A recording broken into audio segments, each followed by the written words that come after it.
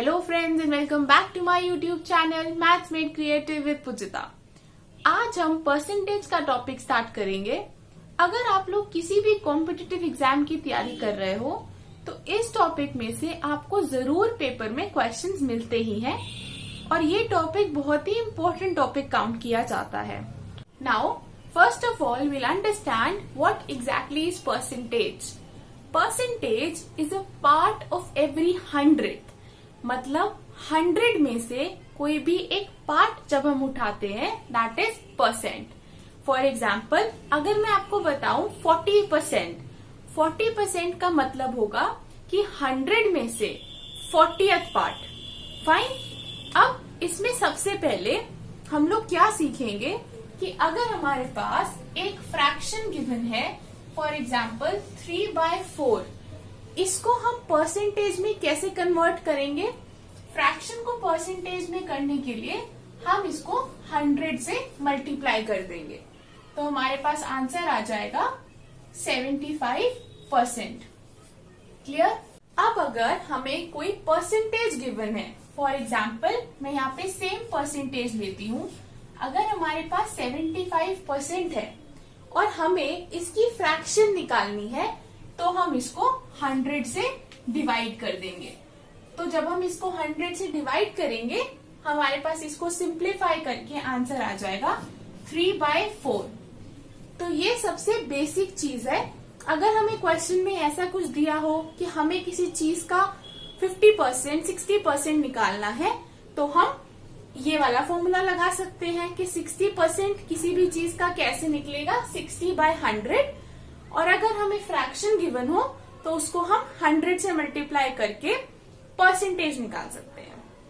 इसके बाद अब हम कुछ छोटी बेसिक चीजें सीखेंगे जिससे कि हमारी कैलकुलेशन इन परसेंटेज बहुत आसान हो जाएगी। So let's learn those tricks. सबसे पहले जो हम ट्रिक सीखेंगे that is to find out p% of y।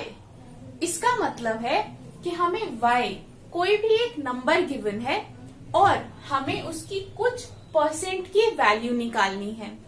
सबसे पहले हम क्या करेंगे, इस परसेंट को फ्रैक्शन में कन्वर्ट कर लेंगे। परसेंट को फ्रैक्शन में कन्वर्ट करने के लिए हम क्या करते हैं, हम इसको 100 से डिवाइड कर देते हैं। उसके बाद जिस नंबर की हमें परसेंटेज निकालनी है उस नंबर को हम मल्टीप्लाई कर देंगे। तो इसका जो भी आंसर निकलेगा, अभी के लिए मैं बोर्ड पे py/100 लिख रही हूँ, इसका जो भी आंसर निकलेगा that will be the value of p% of y। अब हम इसको एक एग्जाम्पल से समझेंगे। For example if I tell you to find out 20% of 60। Fine. सबसे पहला स्टेप क्या है, परसेंटेज को फ्रैक्शन बनाना, that is 20/100 and then multiply it with the number. So इसको सिंप्लीफाई करके हमारे पास आंसर आ जाएगा 12। So 20% of 60 is 12। Is that clear?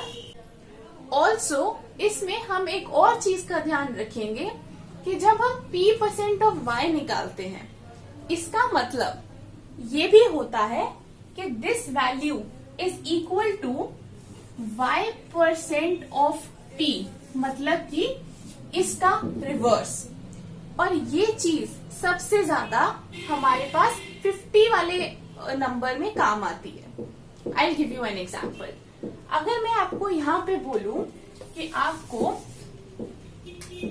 30% of 50 find out करना है, थोड़ा सा हमें कॉम्प्लेक्स लगेगा। यहाँ तो फिर भी मैंने 0 वाला नंबर लिया तो that is much easier. But अगर मैं यहाँ पे कोई 33, 34 ऐसा कोई नंबर ले लेती तो आपके लिए थोड़ा सा कॉम्प्लेक्स हो जाता, कैलकुलेशन करनी पड़ती। पर इसको हम इजी कैसे बना सकते हैं, मैंने अभी बोला p% of y is also equal to y% of p। That means इसकी वैल्यू ये भी तो होगी। Am I right?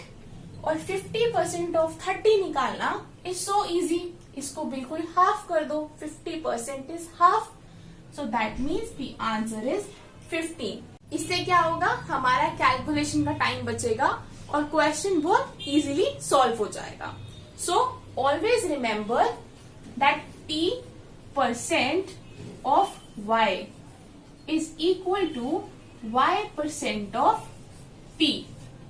क्लियर? अब जो नेक्स्ट ट्रिक हम सीखेंगे that is to find out what percent of X is Y। That means कोई एक नंबर गिवन है, हमारे पास दो नंबर्स गिवन है, हमें फाइंड आउट करना है कि एक नंबर दूसरे नंबर का क्या परसेंट वैल्यू है। फाइन, इसमें हम क्या करेंगे, इसका फॉर्मूला जो हमें याद रखना है y/x इंटू 100। अब इसी को हम एग्जाम्पल से समझते हैं, छोटे छोटे नंबर्स के एग्जाम्पल से we'll understand so that it becomes easy for you. So if I say कि व्हाट परसेंट ऑफ 10 इज 5, मतलब 10 हमारे पास एक नंबर है, ठीक है। अब हम कह रहे हैं कि जो 5 नंबर है वो 10 का कितने परसेंट है। तो हम क्या करेंगे, जो नंबर हमें गिवन है कि कितने परसेंट है उसको हम लिखेंगे ऊपर, जो टोटल वैल्यू है किस नंबर का परसेंटेज निकालना है उसको लिखेंगे डिनोमिनेटर में and will multiply it by 100। So we'll get an answer 1/2. So 5 is 1/2 को हम 50% भी लिख सकते हैं, तो 5 is 50% of 10. Is that clear? Now the next trick is if A is X% more than B, अगर A कुछ परसेंट B से ज्यादा है तो हमें फाइंड आउट करना है कि B A से कितनी परसेंट कम है। ऐसा जरूरी नहीं है कि अगर A B से 50% ज्यादा है तो B A से 50% कम होगा। फाइन, तो ये हमें वैल्यू फाइंड आउट करनी है।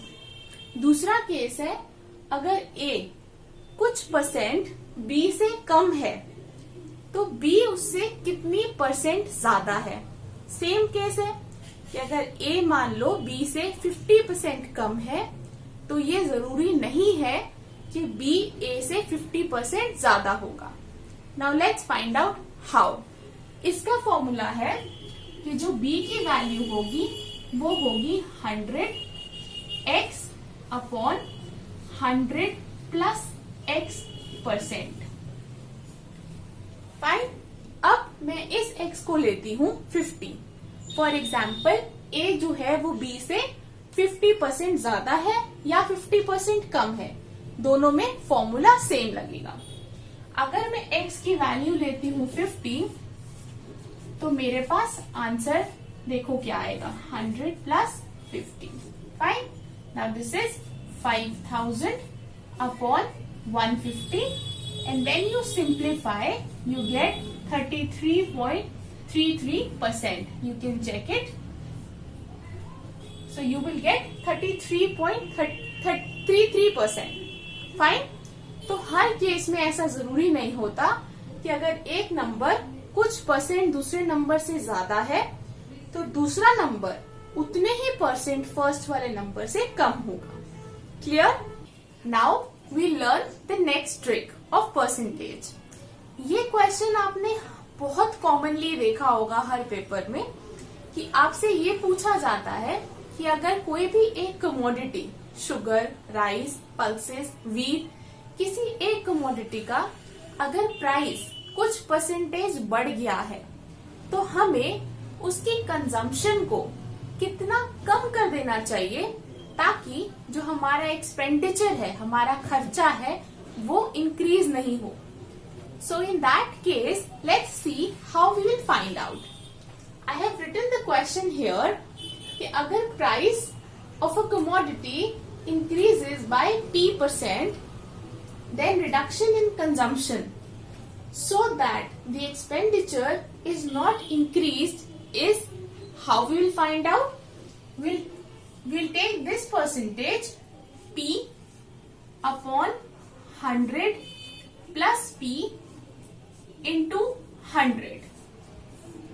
ये हमारी परसेंटेज निकल आएगी जितना हमें कंजम्पशन में रिड्यूस करना है. हमें कंजम्पशन में क्यों रिड्यूस करना है? ताकि हमारा जो एक्सपेंडिचर है वो ना बढ़े.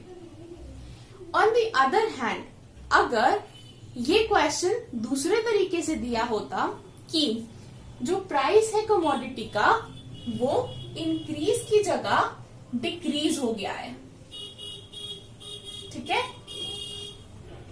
और अब हमें क्या निकालना है कि प्राइस कम हो गया है. दैट मीन्स कि हम उस कमोडिटी को उतने ही पैसों में ज्यादा एंजॉय कर सकते हैं, राइट? सो अब हमें निकालना है द इंक्रीज इन कंजम्पशन. सबसे बेसिक फैक्ट क्या होता है कि एक्सपेंडिचर नहीं बदलना चाहिए. हमें इन दोनों चीजों को उस हिसाब से एडजस्ट करना होता है. अगर हमारे पास ये रिवर्स क्वेश्चन होता, उस केस में हम क्या करते, हमारा पूरा फॉर्मूला सेम रहेगा. The one basic difference is यहाँ पे एडिशन की जगह सबट्रैक्शन हो जाएगी. This is the only difference. Fine.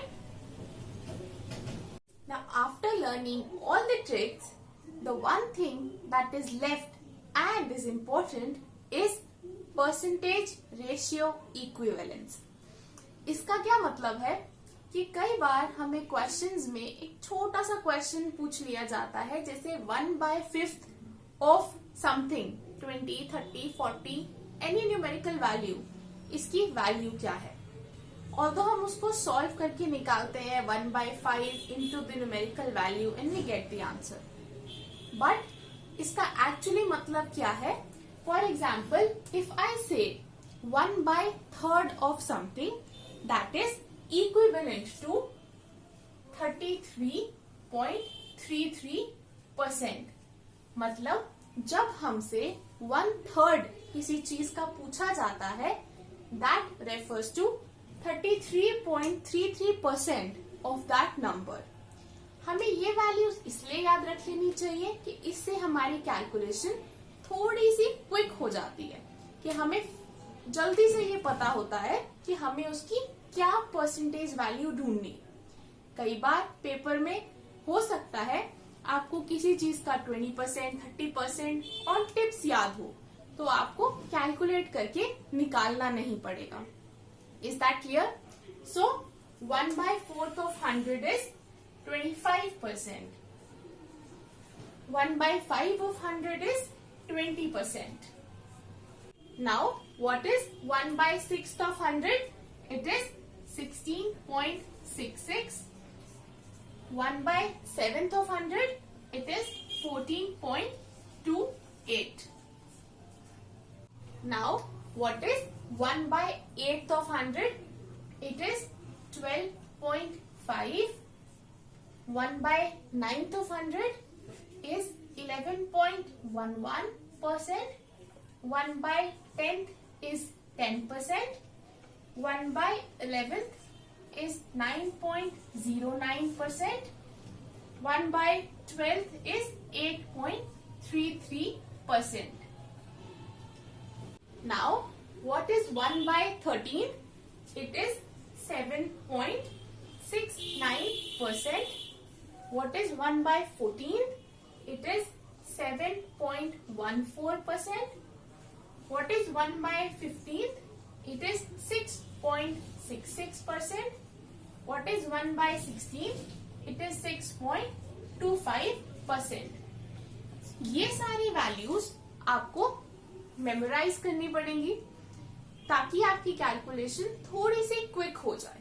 ठीक है, इसके आगे की वैल्यूज की इतनी नीड नहीं पड़ती है, बट ये वैल्यूज आपको टिप्स पे आनी चाहिए. आई होप आप सभी को ये परसेंटेज के सारे टिप्स और ये वैल्यूज का टेबल बहुत ज्यादा क्लियर हो गया है. अगर इसके बाद भी आपको किसी क्वेश्चन में या किसी भी टिप में डाउट है तो आप मुझे या तो कमेंट सेक्शन में पूछ सकते हैं या फिर you can mail it to me through my Gmail ID that is given in the description below. अगर आपको ये वीडियो पसंद आई है, do like the video, share and subscribe to my YouTube channel. Thank you.